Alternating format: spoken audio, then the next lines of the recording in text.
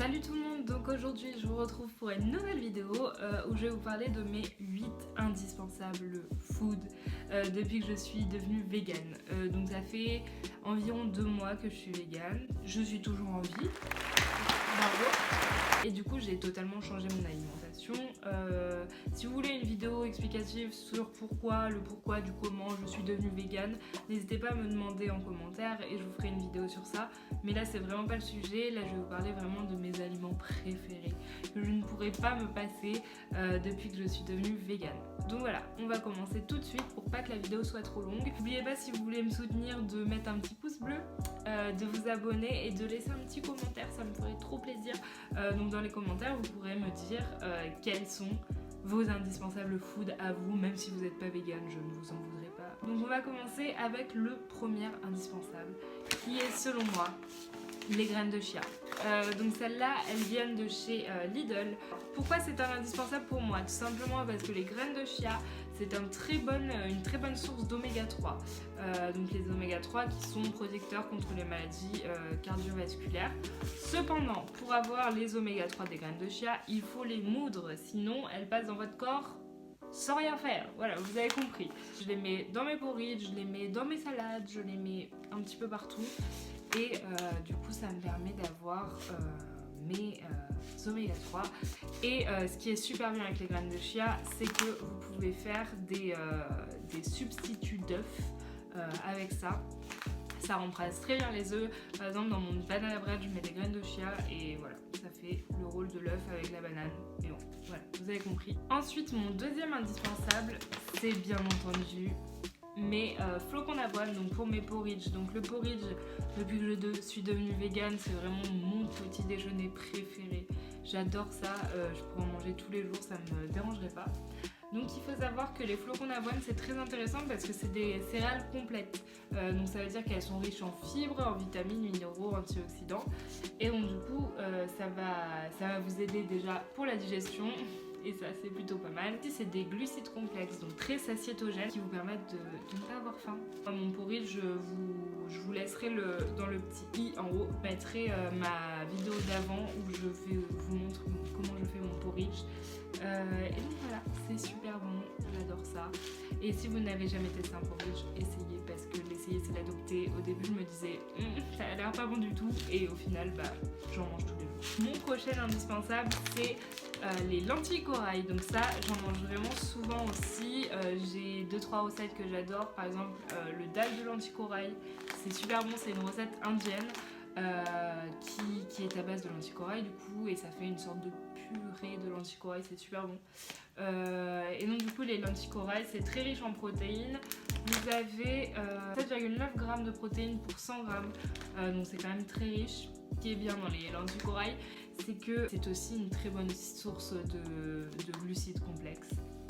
Mon prochain indispensable c'est le houmous. Ce qui est très cool, c'est qu'il est très riche en fibres, très riche en protéines végétales aussi. Il me semble 100 g, on a 8,5 g de protéines, donc ce qui est plutôt pas mal.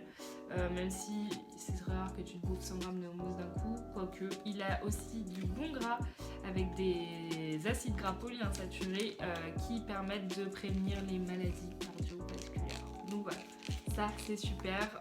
Donc moi je le mets soit dans des tartines, soit dans mes Buddha Bowls, je mets une cuillère de houmous, soit je le grignote à l'apéro avec des carottes, voilà. Et voilà, ça c'est vraiment mon indispensable. Ensuite, mon prochain indispensable, c'est le chocolat noir. Avant d'être végane, j'aimais pas trop ça, mais maintenant j'adore, voilà.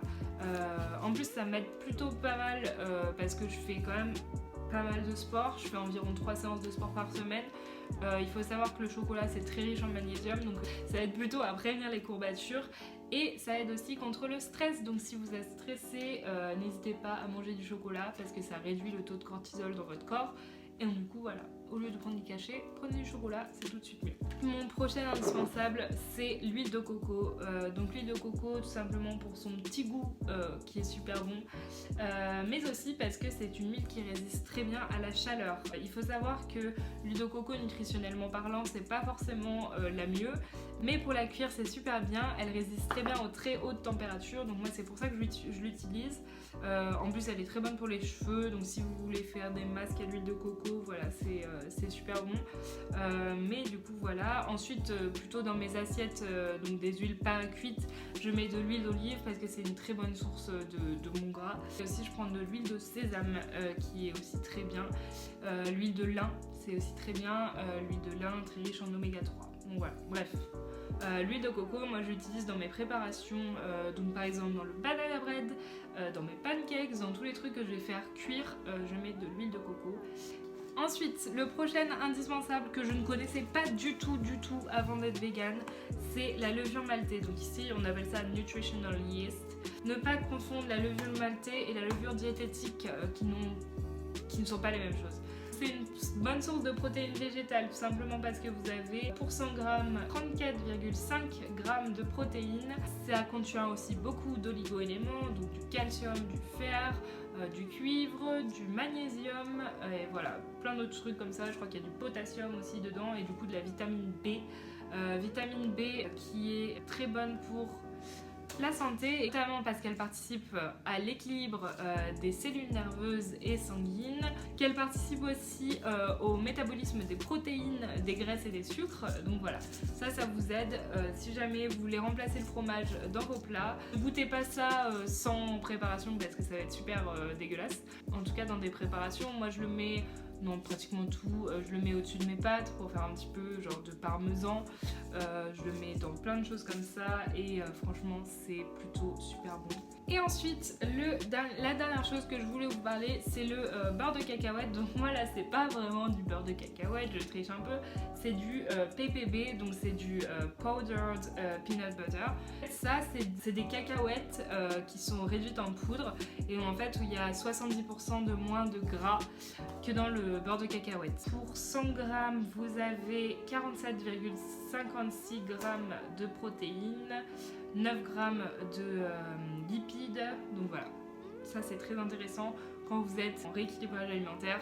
Donc en fait c'est une poudre comme ceci qu'on mélange à de l'eau et qui va donner du peanut butter. Donc si vous mettez plus ou moins d'eau, vous allez avoir un peanut butter plutôt épais, et si vous mettez plus d'eau, vous allez avoir un peanut butter plus liquide. Moi c'est ça qui m'intéressait parce que j'aime bien les peanut butter très liquides, mais qu'ici on trouve vraiment beaucoup de beurre de cacahuète très ferme. Au niveau des ingrédients, vous avez de la farine de cacahuète, Palmyra nectar powder, donc ils disent que c'est un édulcorant naturel, et du sel, c'est tout, voilà. Et donc voilà, ça je trouve que c'est plutôt pas mal, c'est sans gluten, c'est vegan, donc voilà. Et en fait j'avais entendu parler de ça dans la vidéo d'Amandine, je vous mettrai son lien dans la barre d'infos, mais du coup elle parlait de ça et je me suis dit que je voulais trop tester, donc voilà, j'ai testé et je l'ai adopté et c'est trop bien. Donc voilà pour tous mes indispensables, j'espère que cette vidéo vous a plu.